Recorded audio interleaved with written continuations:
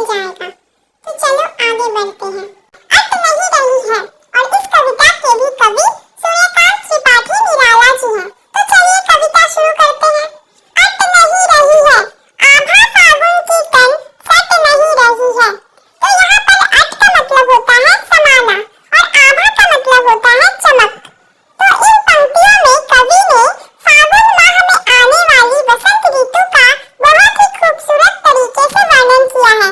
अब मैं आपकी जानकारी के लिए बता दूं कि बसंत का मतलब होता है स्प्रिंग सीजन। ओके, तो कवि कहते हैं कि फागुन की आभा यानी कि चमक इतनी ज्यादा है कि वो प्रकृति में समा नहीं पा रही है। कहीं सांस लेते हो, घर घर भर देते हो, उड़ने को नभ में तुम पल पल कर देते हो, आँख हटाता हूँ तो हट नहीं रही है।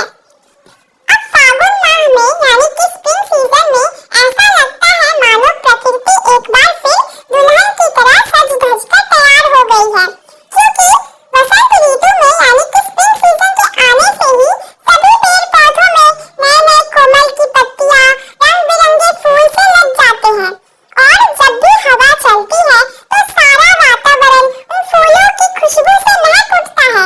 उस समय ऐसा लगता है मानो फागुन खुद ही सांस ले रहा हो और सारे वातावरण को महका रहा हो। तो उपर्युक्त पंक्तियों में कवि ने उसी समय का वर्णन किया है। आगे कवि कहते हैं कि ऐसा एहसास होता है जैसे फागुन माह यानी कि स्प्रिंग सीजन आसमान में उड़ने के लिए अपने पंख फड़फड़ा रहा हो। कवि बसंत ऋतु की उस सुंदरता पर मोहित है, इसलिए वो कहते हैं कि मैं अपनी आंखें तो हटाना चाहता हूँ लेकिन मेरी आंखें हट नहीं रही है। पत्तों से लदी डाल कहीं हरी कहीं लाल, कहीं पड़ी है उड़ में मंद गंध पुष्पमाल, पात पात शोभाश्री पट नहीं रही है। बसंत ऋतु में सभी पेड़ पौधों में नए नए कोमल पत्ते निकल आते हैं और डाली डाली रंग बिरंगी फूलों से लग जाती है। कवि उस समय की कल्पना करते हुए कहते हैं कि ऐसा लग रहा है मानो प्रकृति ने अपने गले में रंग बिरंगी खुशबू देने वाली सुंदर फूलों की माला पहन रखी हो। पात पात शोभाश्री पट नहीं रही है। तो यहाँ पर पात पात का मतलब होता है जगह जगह, शोभाश्री का मतलब होता है सौंदर्य से भरपूर और पट का मतलब होता है समाना। तो कवि के अनुसार प्रकृति के जगह जगह में यानी कि कण कण में इतनी सुंदरता भरी पड़ी है कि वह धरा में समा नहीं पा रही। ओके, तो ये था हमारा एक्सप्लेनेशन। आई होप आपको समझ में आ गया होगा। तो यहाँ जाते जाते प्लीज चैनल को सब्सक्राइब और वीडियो को लाइक करते जाओ और प्लीज तुम लोग जाके मुझे इंस्टाग्राम पर भी फॉलो कर दो यार प्लीज। कैसे हैं आप लोग? आशा करता हूँ आप लोग काफी अच्छे होंगे। अभी हम लोग आपके पाठ्य पुस्तक क्षितिज भाग 2 क्लास 10 चैप्टर 5 उत्साह हट नहीं रही है, जिसके कवि सूर्यकांत त्रिपाठी निराला जी हैं, के प्रश्न अभ्यास देखेंगे।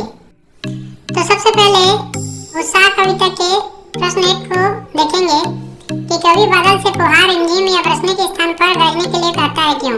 देखिए यहाँ पे गरजने का मतलब है तीव्र ध्वनि, तेज आवाज, क्योंकि तेज आवाज के बाद ही एक परिवर्तन आता है और कवि जो है ना वो क्रांति चाहते हैं, समाज में बदलाव चाहते हैं। इसके लिए वो बादल को प्रतीक मान के बादल को बोलते हैं कि तुम इतना गरजो कि लोगों का मन जो है ना वो बदल जाए। इसके उत्तर को कैसे लिखेंगे कि कवि बादल से फुहार रिमझिम या बरसने के स्थान पर गरजने के लिए इसलिए कहता है क्योंकि समाज में नव सृजन, क्रांति, बदलाव और विद्रोह रूपी गर्जन से ही संभव है। गर्जन की तीव्र ध्वनि लोगों में परिवर्तन के लिए चेतना, उत्साह और साहस भर देगी। अब प्रश्न 2 पे आ चुके हैं। प्रश्न 2 में है कि कविता का शीर्षक उत्साह क्यों रखा गया है? तो देखिए उत्साह का मतलब होता है किसी चीज को करने की तीव्र इच्छा, तीव्र भावना, जोश। और कवि चाहते हैं कि समाज में लोग परिवर्तन लाएं, पुरानी जीर्ण शीर्ण विचारधाराओं को त्यागें और नव सृजन करें। इसका उत्तर लिखेंगे कि कविता का शीर्षक उत्साह रखा गया है क्योंकि परिवर्तन और नव सृजन के लिए उत्साह आवश्यक है। उत्साह के कारण ही व्यक्ति क्रांति, बदलाव और विद्रोह के माध्यम से समाज को प्रगति के मार्ग में ले जा सकता है। प्रश्न 3 है कि कविता में बादल किन किन अर्थों की ओर संकेत करता है? तो देखिए बादल एक प्रतीक है। बादल के माध्यम से कवि समाज में परिवर्तन के लिए विभिन्न प्रतीकों का उपयोग करते हैं। तो इसका उत्तर लिखेंगे कि कविता में बादल जल बरसा कर नवजीवन लाने, गर्जना द्वारा विद्रोह करने और नूतन कविता से उत्साह भरने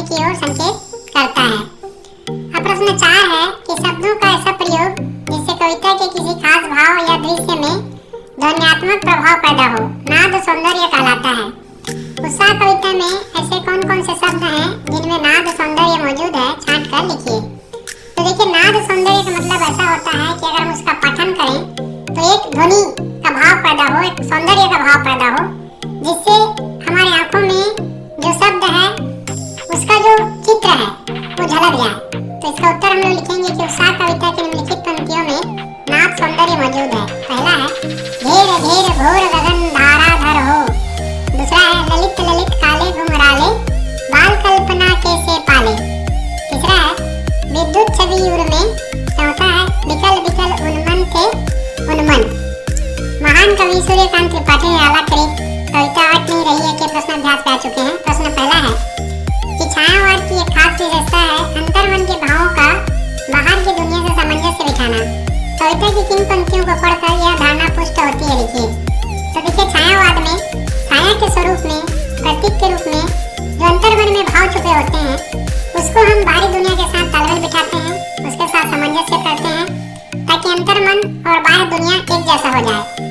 इसका उत्तर लिखेंगे कि कविता की निम्नलिखित पंक्तियों को पढ़कर यह धारणा पुष्ट होती है कि छायावाद की एक खास विशेषता है अंतर्मन के भावों का बाहर की दुनिया से सामंजस्य बिठाना। तो इसमें लिखेंगे कि आभा फागुन की तन सट नहीं रही है ना। इसमें देखो क्या हो रहा है कि फागुन की तन को बोला जा रहा है कि वो सट नहीं रहा है, मतलब वो भर नहीं रहा है। दूसरा, उड़ने को नभ में तुम पढ़ पढ़ कर देते हो, आँख हटाता हूँ तो हट नहीं रही है। इसके बाद प्रश्न 2 है कि कवि की आँख फागुन की सुंदरता से क्यों नहीं हट रही है। तो इसका उत्तर होगा कि कवि की आँख फागुन की सुंदरता से इसलिए नहीं हट रही है क्योंकि फागुन में प्रकृति का सौंदर्य मनोहारी होता है। पेड़ों के डाल लाल हरे पत्तों से लदे होते हैं, जगह जगह सौंदर्य से भरपूर हरियाली फैली होती है और मंद मंद गंध से सुगंधित पुष्प मालों की तरह पेड़ों पर लगे होते हैं। तो हम लोग जानते हैं कि फागुन के महीने में चारों ओर सुंदरता का वातावरण होता है। पेड़ पौधों में हरे हरे पत्ते लगे होते हैं और खुशबूदार फूल इतना खुशबू बिखराते हैं कि वो छाती तक उतर जाता है। प्रश्न 3 है कि प्रस्तुत कविता में कवि ने प्रकृति की व्यापकता का वर्णन किन रूपों में किया है। उत्तर है कि प्रस्तुत कविता में कवि ने प्रकृति की व्यापकता का वर्णन निम्नलिखित रूपों में किया है। पहला है कि पेड़ों के डाल नए नए लाल हरे पत्तों से सुसज्जित हैं। दूसरा है पेड़ पौधे मीठे फलों और सुगंधित फूलों से अटे पड़े हैं। तीसरा है मंद मंद गंध से सुगंधित हवा बह रही है। चौथा है जगह जगह प्रकृति ने कण कण में सौंदर्य भर दिया है। पांचवा है इस अनुपम सौंदर्य से आंखें हटा पाना भी संभव नहीं है। इसका प्रश्न 4 है कि फागुन में ऐसा क्या होता है जो बाकी ऋतुओं से भिन्न होता है। इसका उत्तर में लिखेंगे कि बाकी ऋतुओं में जहाँ गर्मी सर्दी या वर्षा से जनजीवन प्रभावित होता है, बाकी ऋतुओं में क्या होगा, गर्मी में लोग परेशान होते हैं गर्मी से, सर्दी में ठंड से, वर्षा में बारिश से। लेकिन फागुन में क्या होता है कि वही फागुन में प्रकृति का सौंदर्य चरम में होता है। लाल हरे पत्तों फलों और फूलों से पेड़ों के डाल लदे होते हैं। हवा में मंद मंद सुगंधित हवा बहने लगती है। आसमान में पक्षियों का समूह विचरण करते दिखाई देते हैं। प्रश्न 5 है कि इन कविताओं के आधार पर निराला के काव्य शिल्प की विशेषताएं लिखिए। उत्तर है इन कविताओं में छायावाद के महान कवि निराला जी के काव्य शिल्प की निम्नलिखित विशेषताएं हैं। पहला है कि कविताओं में खड़ी बोली का प्रयोग किया गया है। दूसरा, बादल और फागुन के माध्यम से मानवीकरण अलंकार का प्रयोग है। तीसरा, तत्सम शब्दों का समुचित प्रयोग है। चौथा, गीत शैली लयबद्धता और नाद सौंदर्य से कविताओं को जीवंत किया गया है। पांचवा, अनुप्रास रूपक यमक उपमा आदि अलंकारों से कवि ने दोनों कविताओं को सजाया है। तो आशा करता हूँ ये वीडियो जो है ना